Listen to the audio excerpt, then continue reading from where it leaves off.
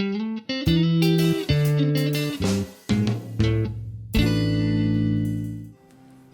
んにちは、岩根です。今日はとかくわかりづらいと評判の、アニメーターの報酬の仕組みっていうものについてお話ししたいと思います。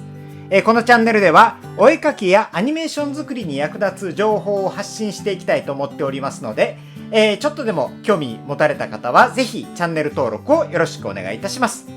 では早速お話入っていきましょ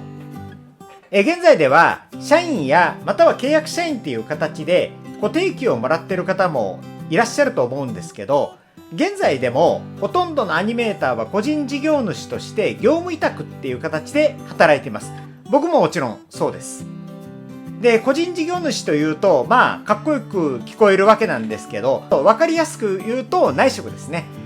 ポケットティッシュの中にチラシ入れて1個いくらっていう報酬をもらうのと全くシステムとしては同じです。動画マンの報酬っていうのは絵を1枚描くごとに1枚分の単価が支払われるっていうことで、これは感覚的に非常に分かりやすいと思います。で、その一方、ちょっとアニメ業界以外の方に説明しづらいのが原画の報酬ですね。で、原画の単位っていうのは1枚いくらではなくって、ワンカットいくらっていう風に支払われるのが普通です。で、このカットっていうのがなかなか分かりづらいんじゃないかと思うので、そこら辺を説明したいと思います。以前見かけたアニメーターへのインタビュー記事だったと思うんですけど、で、原画が1枚4000円というような記述を見かけたんですが、これは大間違いです。おそらくインタビュアーがカットという言葉を理解できなくて、調べもしないで1枚の言い間違いもしくは聞き取り間違いと判断したんじゃないかと思われます。で、じゃあカットって何なんですかっていうと、映像の切り替わりの単位なんですね。例えばこういうふうに人物 A の顔が映っていて、次に B の顔が映ったら、これは A の顔を撮った後カメラのスイッチを切って B の顔にカメラを向けてスイッチを入れた。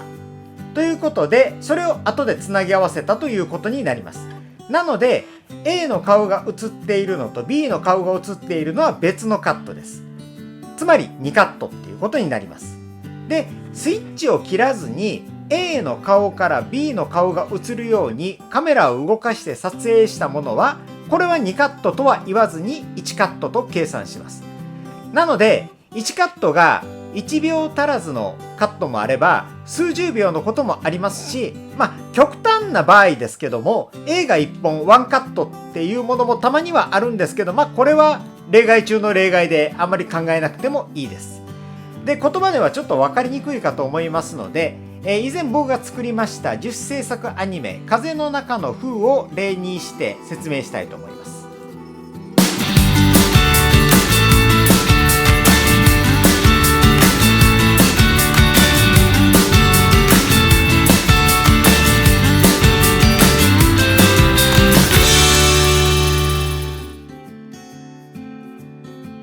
まず1カット目キャラクターの全身を映したカメラがゆっくり移動していくカット。で、2カット目は耳がアップでピクリと動くカット。で、3カット目、キャラクターの胸から上を映したカット。で、4カット目は尻尾がアップで動くカット。5カット目はキャラクターが立ち止まってるんですが、カメラがキャラの周囲を動くところから始まって、走っているキャラクターの顔をカメラが追って、キャラがつまずいて顔が画面から消えるっていうところまでですね。で、6カット目は顔のアップ。で、7カット目はそれを受ける感じで、カメラが少し引いたところから胸のあたりまで映ってる状態までカメラが引く。で、それぞれ秒数も使ってる枚数も、違うんですけども、すべて1カットっていうことなので、このショートアニメーションに関しては、全部で7カットで処理されてるっていう風に考えることができるかと思います。で、今更なんですけども、動画っていうのは静止画の集まりです。で、パラパラ漫画を1枚ずつ撮影して、適切に処理すればアニメーションを作ることは可能です。原画というのは英語でキーアニメーションっていう風に呼ばれるんですけども、動きのキーポイントになる絵のことを原画と呼びます。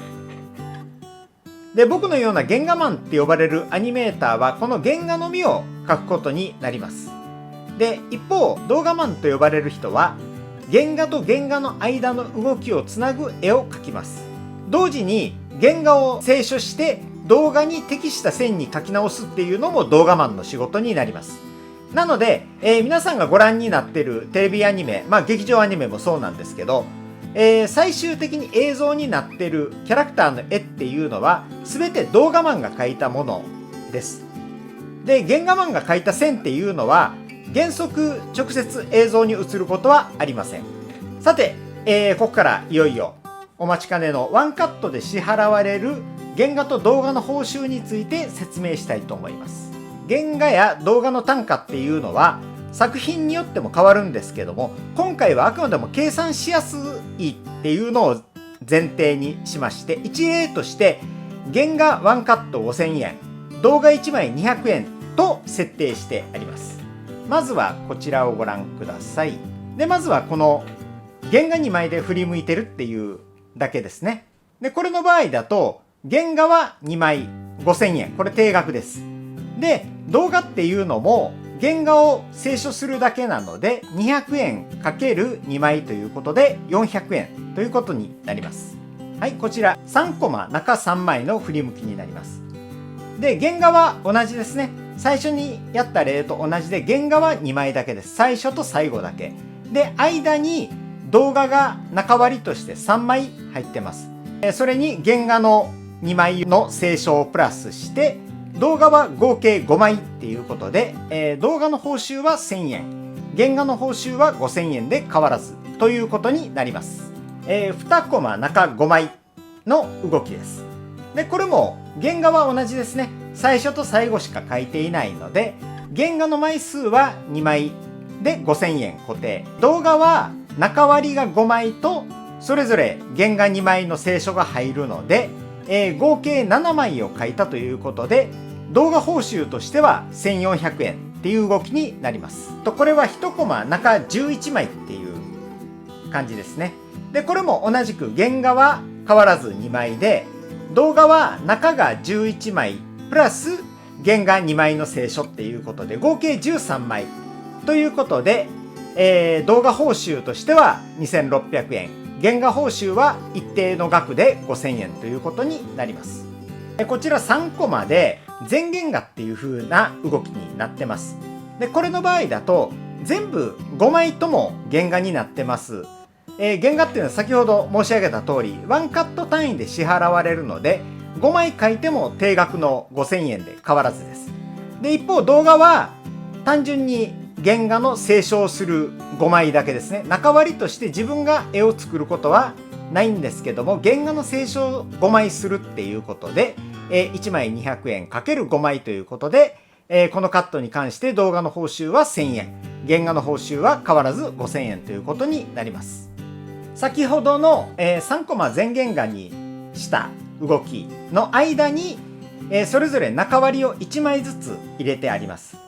なので原画は先ほどのカットと変わらず5枚で5000円で、動画の場合は先ほどが5枚だったわけですけども、その間に1枚ずつ中割りが入ってますので合計9枚っていうことになるので、1800円という報酬になります。次はセル分けの話をします。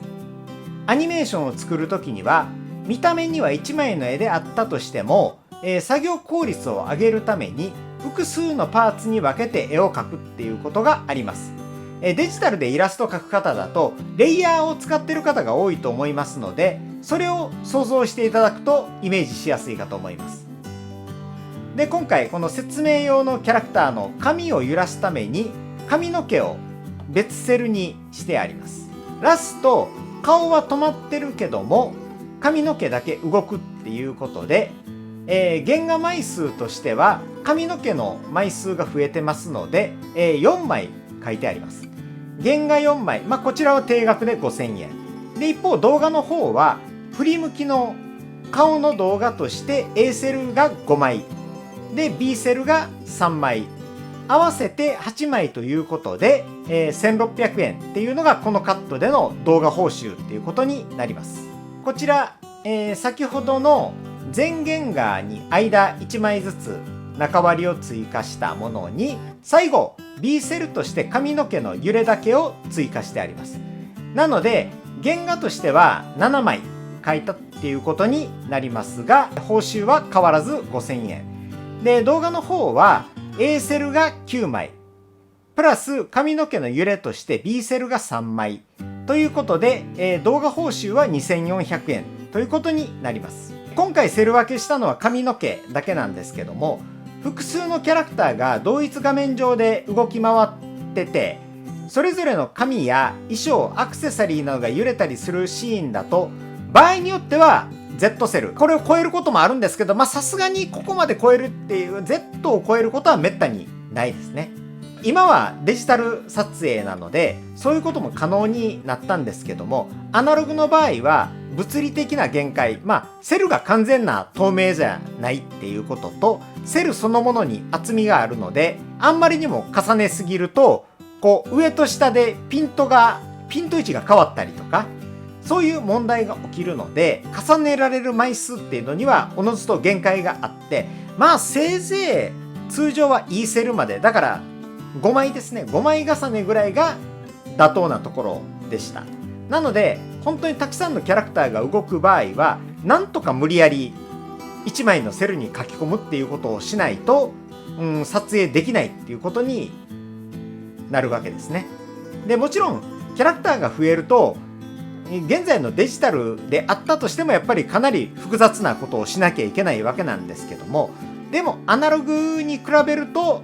だいぶマシですね。アナログの時は本当にパズルを解くかのようにタイムシートを構成していかないとできなかったっていうことが多かったです。ここまでで、単純にワンカットの原画と動画の枚数のお話をしました。ところが、原画マンにはもう一つ重要な仕事がありまして、それはタイムシートを書くことと背景現像を書くこと。タイムシートっていうのはどこに中割りを何枚書くかとか、どの絵を何コマ撮影するかというようなことを指示する書類です。こちら絵コンテから動画まで商業アニメーションの素材の流れと作業内容徹底解説の動画、以前出した動画なんですけども、こちらを参考にしてもらえると分かりやすいんじゃないかなと思っております。背景現図っていうのは文字通り背景の元になる絵です。アニメーションの背景っていうのはアニメーターでなく背景美術のスタッフが描いてるわけなんですけども、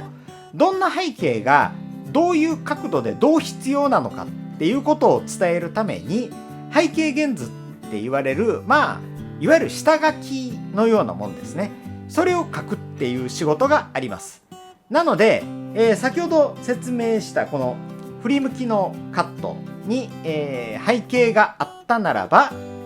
その背景現像を書くっていうのも原画マンの仕事になります。なので原画マンが描く絵の枚数としては原画の枚数プラス1枚、この背景現図に関してはカットによっては2枚3枚になることがあるんですけど、基本は1枚プラスで書くことになります。でこの背景現図とタイムシートの作成報酬は、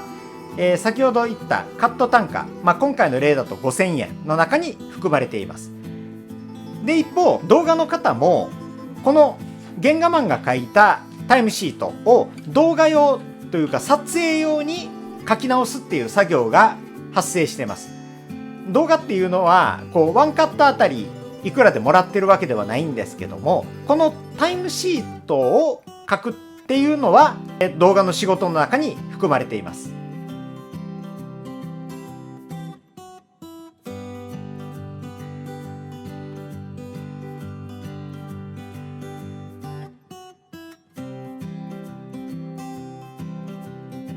ちなみに原画単価は大抵の場合作品ごとに一定なので、背景現図を1枚描いて数秒間背景が映ってるという指示をするだけのタイムシートを書いても、あるいは原画十数枚数十枚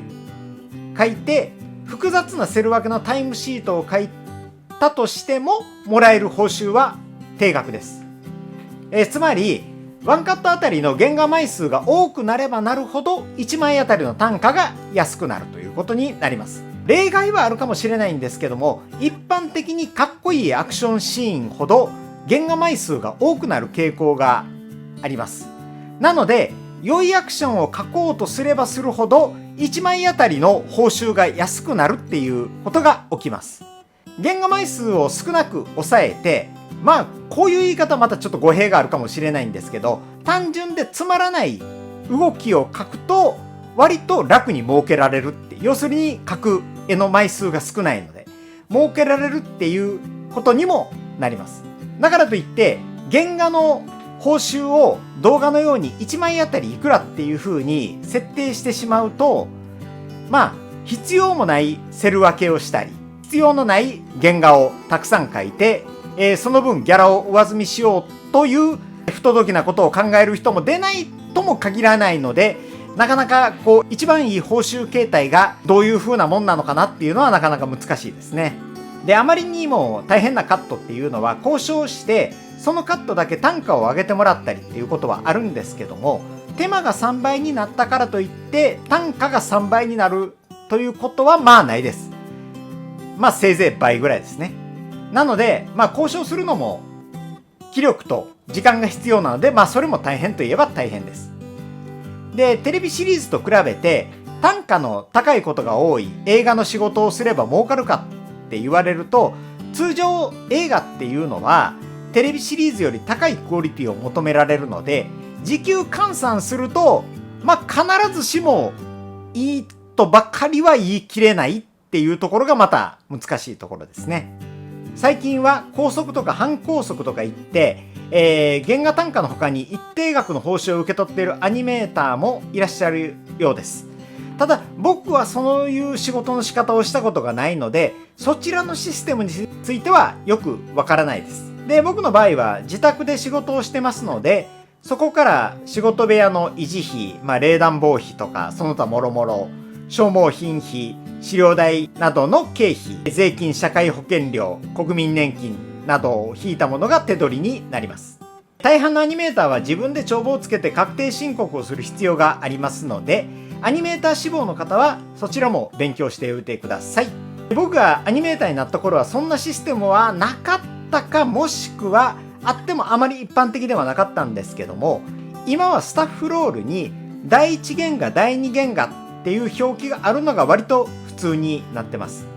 これは本来一人で書いてた原画作業を、途中から他の人が引き継ぐっていうことになった時の表記です。手分けの仕方はいろんなパターンがあるようなんですが、一般的には原画用のタイムシートと背景原図と、あとラフ原画って呼ばれるいわゆる原画の下書きをするまでが第一原画で、その後それを演出とか作画監督などがチェックして修正したラフ原画を清書するっていうのが第二原画という認識でいいんじゃないかと思います。本来1人でやるべき作業を2人でするので、ワンカットあたりの報酬っていうのは2人で分け合うことになります。で、分ける割合自体はいろいろなようなんですけども、なんとなく半々ぐらいが多いような気がします。これは作品によってあるいは会社によって変わるかもしれないです。で、例外的に僕も第一原画だけをやったことは今まで何度かあるんですけども、実際にはそういう仕事の仕方もあまりしてないので、第一原画第二原画っていうシステムについても高速半高速と同じであんまり詳しくはわからないっていうのが本音のところです。で、最後にもう一つ、下請け会社に所属して仕事をすると、先ほど言った例えば原画ワンカット5000円、動画1枚200円っていう制作会社大元が出してる単価から、その所属してる下請け会社がマネジメント料、手数料として何%か取るっていうのが通常です。なので完全フリーの状態だとさっき言ったいわゆる5000円と200円がそのまま手元に来るわけなんですけども、どこかの会社に所属してる場合数%、10%、20%、これも会社によって違うようなんですけども、いろいろ取られるっていうことがあるのはちょっと覚悟をして頭の片隅に置いといていただけた方がいいかもしれないです。なので、同じ作品、例えば僕で言えばポケモンが大半の仕事なわけなんですけど、同じポケモンの仕事であったとしても、どこの下請け会社に所属してやるか、あるいはフリーとして OLM から直接仕事をもらうかによって、もらう額っていうのはおのずと変わってくるということがあると思います。ということで、今回は何とも分かりにくいアニメーターのギャランティー発生の単位ですねについて解説をさせていただきました。アニメーター希望の方もたくさん見てらっしゃるかとは思いますが、まずはこういう形で我々アニメーターは、報酬を受け取ってるんだっていうことを覚えておいてください。それではまた次の動画でお会いしましょう。さようなら。